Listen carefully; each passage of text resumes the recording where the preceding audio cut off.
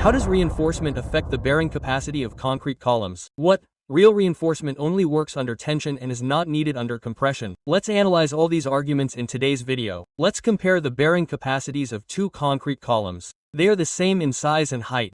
They are only subject to vertical compressive load. The only difference is that one column has no reinforcement, while the other does. Let's consider two cases when the column is reinforced with the minimum possible amount of reinforcement and the maximum possible amount of reinforcement. We will accept the maximum amount of reinforcement according to the requirements of SP 63.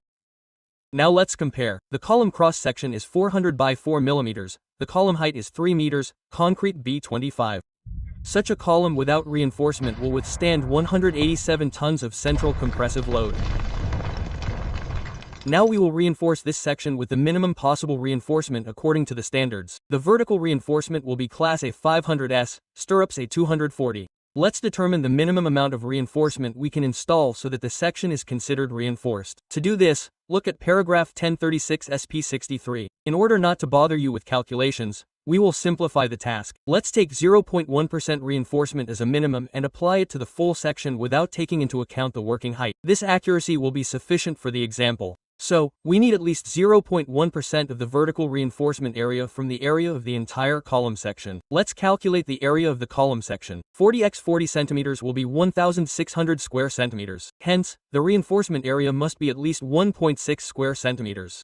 However, from the same paragraph of SP we see that if the reinforcement is located evenly along the contour of the section, then we must double the minimum amount of vertical reinforcement for the column. So, we get 3.2 square centimeters of the required reinforcement section. Let's assume that we will have 8 vertical reinforcement bars. Then the area of one rod should be at least 40 square millimeters. This condition is satisfied by reinforcement with 8 A500S rods with an area of one rod of 50 millimeters, slightly more than the required minimum reinforcement. Now we calculate the column with such reinforcement. A column with such reinforcement will withstand 204 tons of compressive force. That is, even such minimum reinforcement gave us an increase of 17 tons of bearing capacity. Not bad, you must agree. And now we reinforce to the maximum. Since the standards do not have strict restrictions on the maximum reinforcement, but only minimum distances between reinforcement rods and parameters of protective layers, so that there can be normal vibration, reinforcement installation, tying, welding, and so on, the minimum distances between the reinforcement must be observed.